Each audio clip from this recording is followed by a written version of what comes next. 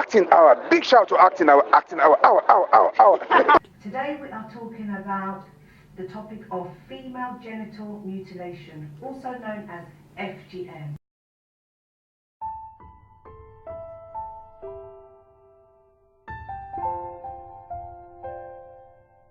Good evening, you're watching The Fan Carpet in association with Acting Hour. My name's Melanie Crossey and we're here today at the Greenwich Odeon for the premiere of The Lower Cut. Let's see if we can have a little chat with some of the stars.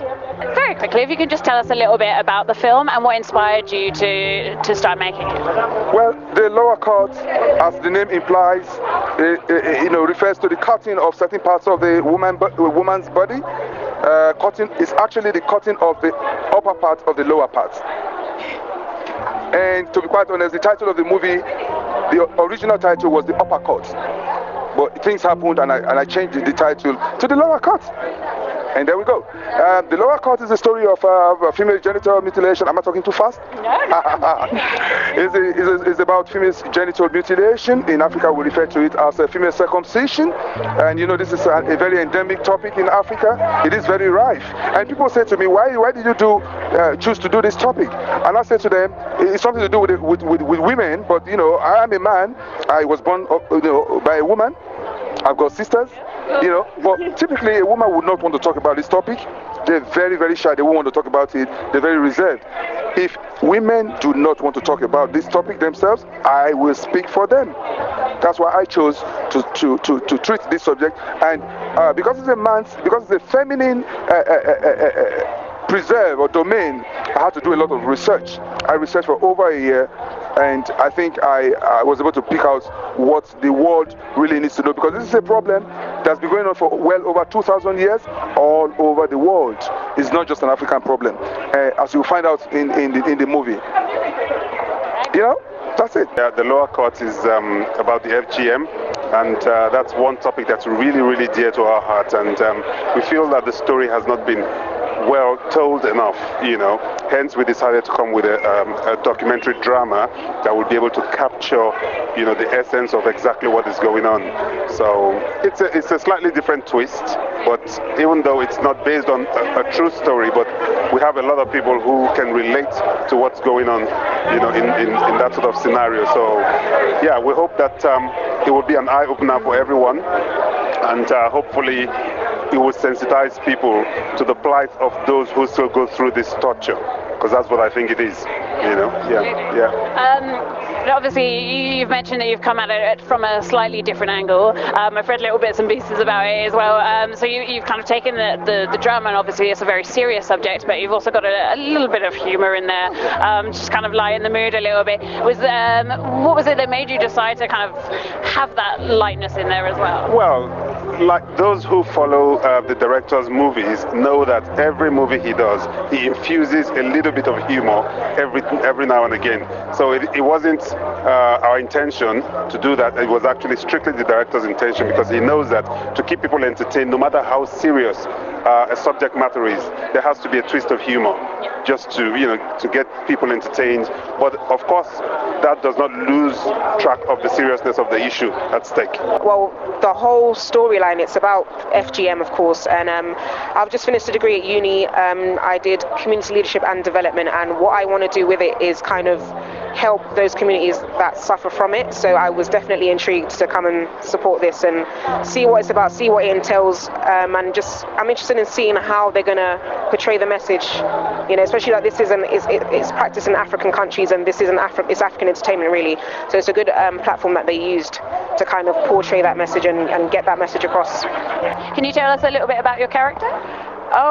Well, like I said, I'm a doctor who makes people aware of the negative effect that FGM, which is a female mutilation, genital mutilation, I beg your pardon, is all about.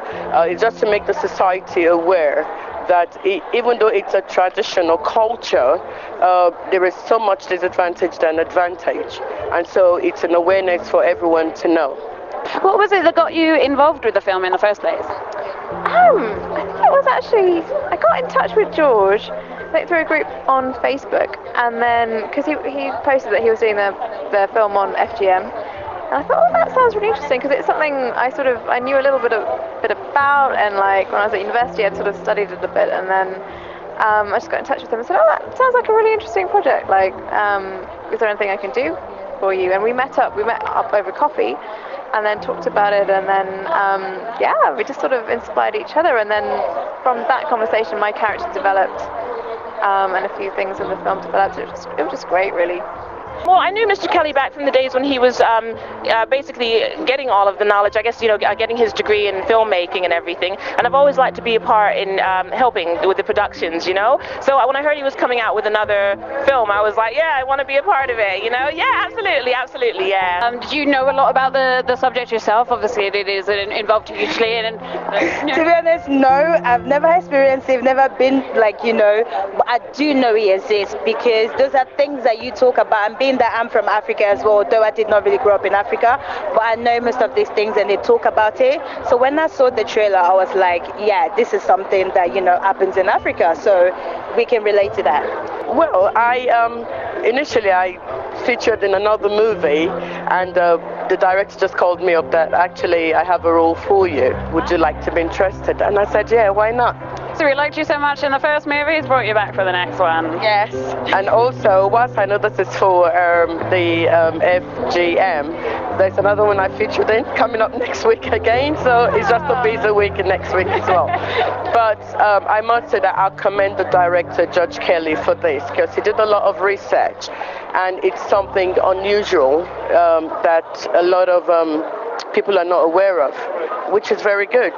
But was there any sort of research that you had to do for your role? I wouldn't say a lot of research, because it's something I'm used to as well. I'm an African. I was born and bred in Nigeria, so it's part of our life there. It's a tradition for us there. So I really understand what this FGM thing is. So I didn't really need to do much research about it. You're already there. Oh, yes.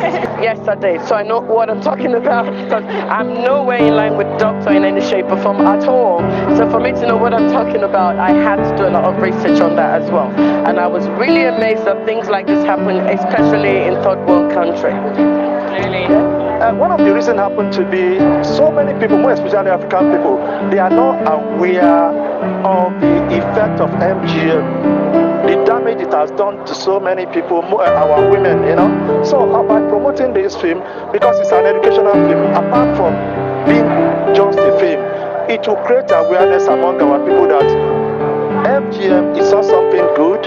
And by watching this film, we can pass it on to other people that, look, FGM has done a lot of damage to so many people. We have to stop it.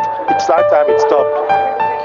FGM is quite a harrowing subject, and something that's been in the news an awful lot lately over the last few years and things. Was there anything, obviously, kind of bits and pieces about it from the start, from news, but was there anything new and interesting you kind of discovered through the making of the film? Oh, definitely. I didn't realise kind of how widespread it was across the world as well. Like George wanted me to come in as well and have a sort of the Indian cultural influence in it as well. And we were discussing it, and George was saying, oh yeah, it also happens in parts of India as well, which I had no idea about it. I have had a lot of information about it. I mean, the first time I heard about it, I was, I think, a teenager back in the United States, and seeing kind of a documentary on it. And it was, it was really, yeah. I mean, I knew nothing about it before actually seeing that documentary. And the initial thoughts and feelings about it is, my God, I can't believe this is happening. I know that obviously people who grow up in that culture, they are seeing it from a different perspective. I know there's a lot of things attributed to it. Or if you don't get this done, you won't have a family, you won't get married, etc. But obviously people outside have a broader and a different perspective on that. I do stand there in the perspective of being against it and hoping to see it outlawed one day, internationally. Yeah, I feel like I'm kind of with you with that one. And I bet, most people here would be, obviously people coming from those countries, and I'm sure the young children as well, without having that influence from other people, would also be against it, and probably are at the time. Yeah. Obviously, the storyline is always very important when you see a movie. The first thing you want to look at is the storyline, because that's where you really get, obviously, where the director is coming from or what the movie is going to be about. I saw the storyline. The storyline is amazing, because that is something that actually happened in a lot of African countries, I would say. So for them to bring that out and to be shown on a big screen, I think that's very important, and it also bring awareness to that happening in Africa. And what was it like to work with George Kelly? It was brilliant. It was quite tasking at times, but really, really good as well. It was a good experience, but most importantly, with the co-director, Chicks Modi, it was my first time of working with him, and I really enjoyed it. I'm really looking forward to working with him again on his land. Excellent. Oh, good things come out of that then. Absolutely excellent. That's really good. Very, very difficult to work with because he's almost a perfectionist. I mean, we've been working together now for like 9 years, and yes, every single project presents its different challenges, but he knows exactly what he sets out to do. Not everyone understands him, but being his brother, I know exactly what he's trying to achieve, so it's kind of easier. I'm a bit more patient with him because I know where he wants to head. He likes his things really perfect, so hopefully I think that the film we're seeing tonight will be close to perfect. He's a very strict, direct, assertive person, and the reason being that he wants everything to perfection, which I love him to bits for, and he's a very commendable. Apparently he's been one of the winning awards personality, so hopefully this will be another one. It wasn't, well, I think Mr. Kelly has tried to balance a bit of humor and a bit of lightheartedness with a very controversial subject, thereby making it entertaining and drawing people in to want to see it, as well as, you know, kind of slipping in there that, do you know what I mean? Yeah. Bringing that awareness to people, yeah. So, you know, yeah, I think he's kind of made a good balance of it all. Actually, I haven't. No? But, you know, from my experience, I've heard so many women discussing about the effect, the damage it has done to so many people, and being an African person myself, you know, so I know what the damage it has done to so many people, the women as well, the women in particular. So that is one of the reasons I'm here today, to promote this film and to let people know that, it's high time